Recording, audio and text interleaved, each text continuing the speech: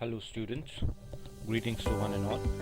And in this video lecture today, we are going to start off with a new chapter from English literature, that is the 100 dresses, and this is going to be the part 1 of the chapter.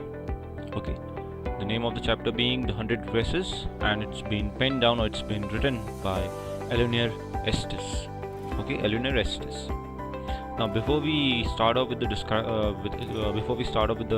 discussion, let us quickly read what lies in the chapter. So, how do we judge the people around us? By their money, wealth, and possessions. Possessions means assets, like valuable things like cars, luxurious houses, branded clothes, and many other things like that. Or is there something more enduring value to look for in a person, or is there something else which is much more important than these three materialistic things to look for in a person?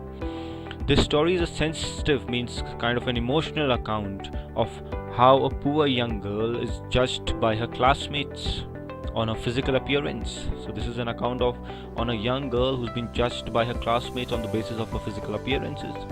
Wanda Petronsky is a young Polish girl who goes to school with other American children in an American town. These other children see Wanda as different in many ways.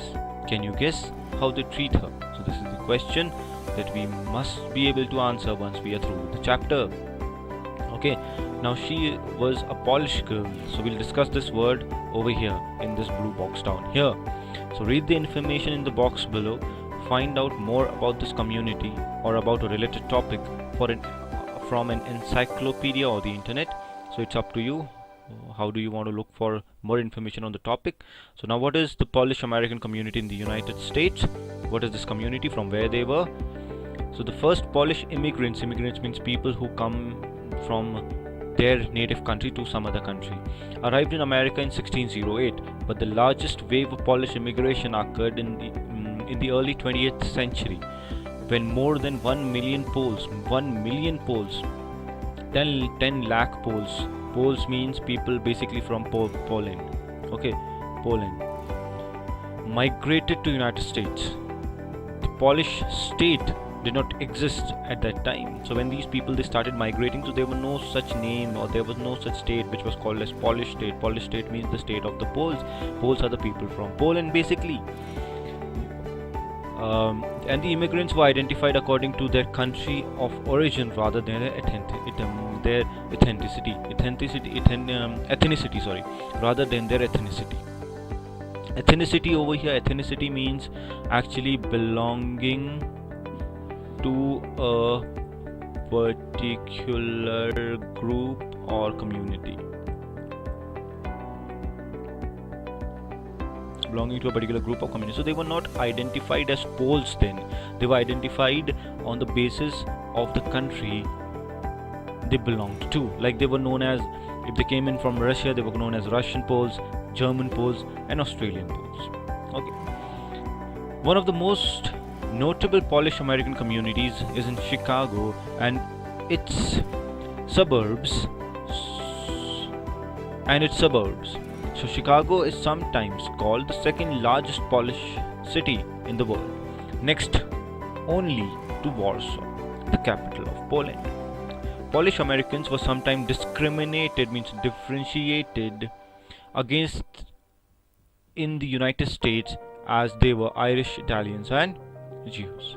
According to the United States 2000 census, 667,414 Americans of age 5 years and older reported Polish as the language spoken at home, which is about 1.4% of the people who speak languages other than English and 0.25% of the total US population. So it was kind of a very healthy number then.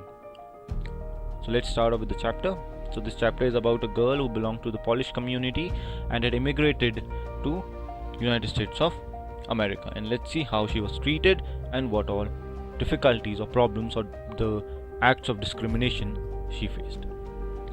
Today, Monday, Wanda Petronsky was not in her seat, but nobody, not even Peggy and Madeline, The girls who started all the fun noticed her absence. So she was not there in the class today. She was absent for the class, and none of the students they noticed her presence. They noticed her. None of the students they noticed her presence because she was a kind of an unimportant uh, student or unimportant child in the class, according to these girls. Usually, Vanda sat in the seat next to the last seat in the last row of the room. So, of the room 13. So she used to sit in the last seat at the last row. Meaning, this line, when we read this line, we come to know that she was completely isolated, had no friends. So this girl had no friends. She was completely isolated. None of the students from US, the Native Americans, were friends with these Polish people. These Polish people, they were discriminated. Okay, so she used to sit all alone because she had no friends and no one in the classroom liked her. As we read this line, she sat in the corner of the room where the rough boys who did not make good marks sat. The corner of the room where there was most scuffing. Scuffing means noise of feet, most roars of laughter when anything funny was said, and most mud and dirt on the floor. So this was the area which was occupied by most of the rough boys of the class, boys who kind of are absolutely careless, okay, and they are there just not to study but to fool around. So that area of the classroom was occupied by those boys, the rough boys, as we say, okay. And she was there in that corner sitting all alone, not because she was rough, not because she was indisciplined, but because of many other reasons more than that. Vanda did not sit there because she was rough and noisy. On the contrary, she was very quiet and rarely said anything at all. So it's not because it's not at all because she was kind of a very rough child, a very indisciplined child, but on the contrary, she was a very quiet child and she hardly uttered a word, okay. And nobody had ever heard her laugh out loud, and nobody had even ever heard her laugh out loud. And but all she did was just at times she used to give a small smile.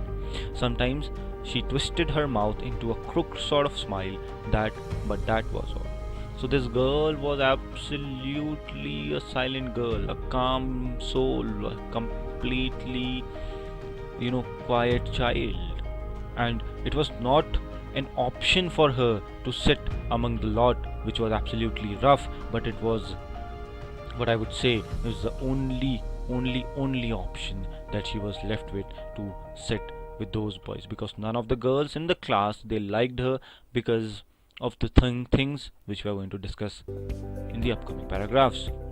Nobody knew why Vanda sat in the seat, unless it was because she came all the way from Bogging Heights and her feet were usually cracked with dry mud. Now we're talking about her appearance over here. So probably, according to the writer, it was not. Nobody knows what's the main reason why she sat here as of now, but according to the writer says because she used to come up all the way from Bogging Heights, and probably she used to come all the way walking. So therefore, because of the dry mud, her feet were usually cracked. But no one really thought much about Vanda Petronovsky once she sat in the corner of the room. So, but people were not quite a lot, what I would say, fan of her. Once she was there in the class, she was I would rather say she was not at all noticed. None of the students were kind of bothered about her. If she was there, they used to kind of make fun of her, they used to fool around with her. But if she wasn't there, it was not like she used to bother anyone. It was like no one even cared that she was not there. The time when they thought about Vanda was outside the school hours, at noon time when they were coming back to school, or in the morning early before school began. So the time when they actually thought about her was before coming to the school, or after the school was over while they were going home, or during the lunch time. But that was the time when the students were free, and when the children were free, and they were kind of bothered about this, bothered in a way that they were kind of they would kind of make fun of her and they would laugh among themselves in groups. When groups of 2 or 3 or even more would be talking and laughing on their way to the schoolyard. So when they used to see this child up, then they used to see this girl up, they used to talk, they used to kind of make fun of her in groups, and they used to have a ball of a time. They used to enjoy making fun of her. Then sometimes they waited for Vanda to have fun with her. Okay, and the next day, Tuesday, Vanda was not in school either, and nobody noticed her absence again. So now she was just, you can say, a source of basic entertainment for these children, the children, the native children of United States. She was just a source of entertainment. When they used to see her, they used to make fun of her, they used to laugh in groups, and that was all. And when she was not there, they kind of never used to notice whether she was there or not. If they used to see her, they used to fool around with her. If they did not used to see her, they would kind of forget about her. They would make fun, they would laugh, and they would forget. That's what they used to do with this girl. Okay, anyways, so this much for this time. Next we'll continue in the we'll start from here in the next video. Till then, go through this video, revise, note down the meanings of the hard words, and we meet tomorrow. If any problems, you can bring them up in the class tomorrow. Thank you.